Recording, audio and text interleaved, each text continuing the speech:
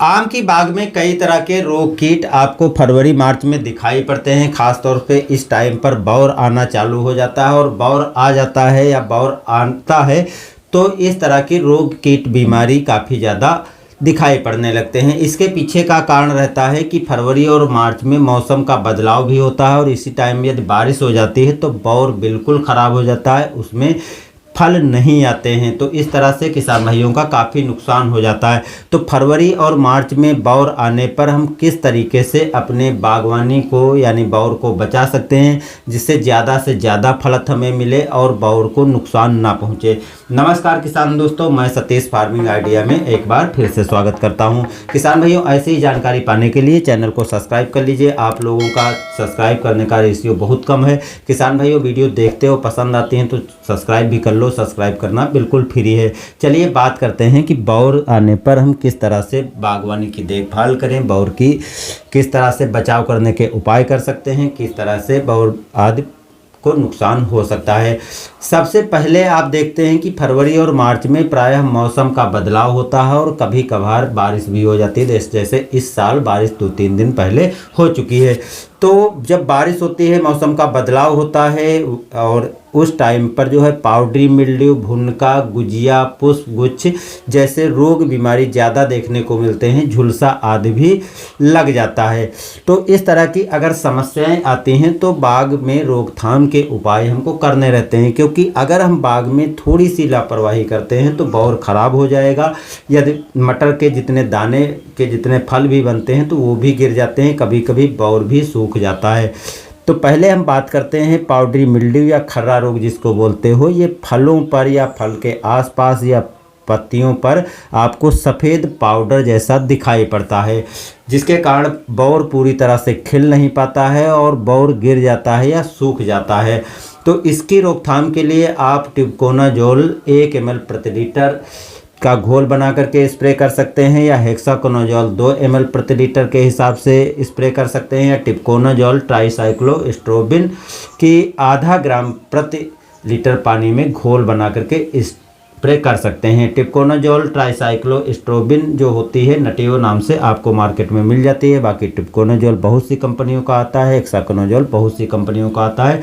तो किसी अच्छी कंपनी का आप दवा ले करके और इसको 15-15 दिन के अंतर पर 3-4 स्प्रे करते हैं तो इस तरह की समस्या आपके बाग में बिल्कुल ख़त्म हो जाती है और इससे होने वाले नुकसान आपके बाग में नहीं होते हैं, यानी बौर तरह पूरी अच्छी तरह से फफूंद जनित बीमारियों से बच जाता है। इसके बाद आता है गुजिया कीट और भुनका कीट। तो इन दोनों कीटों की दवा आपको लगभग एक जैसी डालनी पड़ेगी। तो दोनों की चीज़ें बताने के बाद हम दवाओं को आपको बता देंगे, क्रमशः आप नोट कर लीजिएगा। आपको दवाओं का स्प्रे प्रत्येक 15 दिन के अंतर पर 3-4 तो करने रहेंगे और हर बार आपको दवा बदलनी पड़ेगी। यानी एक बार अगर एक दवा डाला है तो अगली बार दूसरी दवा डालो और उसके अगली बार आपने जो पहली दवा डाली थी उसको डाल सकते हो। यानी एक बार क्रम से आप छोड़ करके 3-4 स्प्रे दवा को करना पड़ेगा। गुजिया कीट की अधिकता होने पर आम का बौर खराब हो जाता है, क्योंकि ये पत्तियों पर भी चिपक करके रस चूसती है, बौर पर भी चिपक करके बौर से रस चूसती है और चिपचिपा पदार्थ छोड़ती है। वो चिपचिपा पदार्थ एक ऊपर से लेयर बना लेता है जिससे बौर जो है खराब हो जाता है। प्रकाश संश्लेषण की प्रक्रिया बाधित होती है पत्तियों का रस चूसने पर, जिससे पौधे में जो पोषक तत्व ला करके बौर तक पहुंचाने की प्रोसेस होती है, भोजन बनाने की जो प्रक्रिया होती है वो बाधित होती है और बौर खराब हो जाता है। फल अगर बनता है तो फल गिर जाता है, फल रुक जाता है, वो बड़ा नहीं हो पाता है। तो इस तरह की समस्याएं ना हो, आपको गुजिया रोग से बचाव करना पड़ेगा। और इसके अतिरिक्त भुनका जो होता है, भुनका पत्तियों और फलों पर चिपक करके रस चूसता है, एक चिपचिपा पदार्थ ये भी छोड़ता है जिससे जो है प्रकाश संश्लेषण की क्रिया बाधित होती है। फल अगर आता है तो बढ़ता नहीं है, फल गिर जाता है, सूख करके गिर जाता है, बौर कमज़ोर रह जाता है, बौर सूख जाता है। तो ऐसी समस्याएं आपको भुनका से भी देखने को मिलती हैं। इन दोनों तरह के कीट अगर आपके बाग में लगे हुए दिखाई पड़ते हैं तो 2-3 दवाएं हम बता रहे हैं उसको आप डाल सकते हैं। एक दवा होती है इमिडाक्लोप्रिड, इसकी आधा ml मात्रा प्रति लीटर आपको डालनी पड़ेगी। पहले इसकी मात्रा कम थी लेकिन ये केवल एक बार स्प्रे किया जा सकता है। बहुत जल्दी भुनगा कीट आदि इसका जो है रेजिस्टेंस बना लेते हैं, तो अगली बार ये दवा काम नहीं करती, इसलिए दोबारा आपको ये दवा नहीं डालनी है। दूसरी दवा है क्लोरोपाइरीफास, जो 50% और प्लस 5% साइपरमेथ्रिन के फार्मूले में आती है। इसकी 2 ml मात्रा प्रति लीटर पानी में मिला करके स्प्रे करना पड़ेगा, और इसके 2-3 स्प्रे आप कर सकते हैं। इसके अतिरिक्त प्रोफेनोफॉस 40% प्लस जो है साइपरमेथ्रिन 4% का फार्मूला आता है। इसकी भी 2 ml मात्रा प्रति लीटर पानी में मिला करके स्प्रे किया जा सकता है। ये इसमें से 2 दवाएं लेकर के या तीनों अलग अलग दवाओं को लेकर के आप अलग अलग स्प्रे कर दें, जिससे जो है इस तरह के भुनगा और गुजिया या अन्य तरह के कीट होते हैं उससे नुकसान होने से बच जाएगा। बाकी जो अन्य कीट हैं जैसे पुष्पगुच्छ है या झुलसा रोग है, तो झुलसा रोग के लिए जो है दोस्तों आप फफूंदनाशक जो मैंने ऊपर बताई है उसको डालेंगे तो दूर हो जाएगा।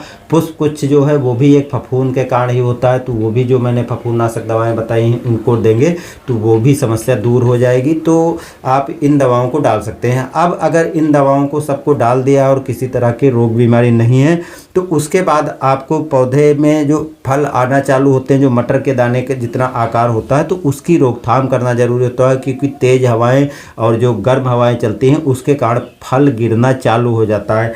तो फल ना गिरे, फल मजबूती से बना रहे और ज़्यादा से ज़्यादा फलत हो, इसके लिए दोस्तों आपको एक दवा है जो काफ़ी अच्छे से काम करती है, बल्कि PGR है, तो उसको डालना पड़ेगा, जिसका नाम है अल्फ़ा नेप्थाइल एस्टिक एसिड, जो 4.5% में आती है, और इसकी 4 ml मात्रा प्रति 15 लीटर की टंकी में घोल बना करके स्प्रे करना पड़ेगा। बाकी प्रत्येक बार अगर सल्फर आप मिला कर देते हैं तो पाउडरी मिल्ड्यू और फफूंदजनित रोग बीमारियां भी नहीं लगेगी। तो किसान भाइयों, इस तरह से आप अपने बागवानी में उपाय कर सकते हो, और अगर आप क्रम से इन दवाओं पर ध्यान दे करके 15-15 दिन के अंतर पर आप 3-4 स्प्रे कर लेते हैं, तो आप देखेंगे कि काफ़ी अच्छी फलत आपके बाग में होगी और किसी तरह का नुकसान नहीं होगा। रही बात अल्फा नेप्थाइल एस्टिक एसिड की, तो इसका आपको स्प्रे पहली बार जब करना है जब मटर के दाने जितने जो हैं फल बन चुके हैं, उसके पहले आपको इसका स्प्रे करने से बचना चाहिए। और जो मात्रा मैंने बताई है 4 ml प्रति 15 लीटर स्प्रे पंप में, तो सेम इतनी मात्रा रखनी है। इससे अधिक अगर मात्रा आप डालते हैं तो अधिक मात्रा होने के कारण जो है बौर जो होता है वो जल जाता है, जिससे फायदे की जगह पर नुकसान भी हो सकता है।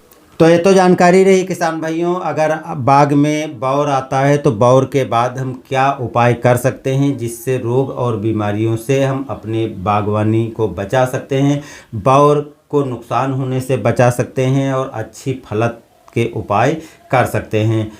बस दोस्तों, आज की वीडियो में इतना ही। मिलते हैं नए वीडियो के साथ। धन्यवाद।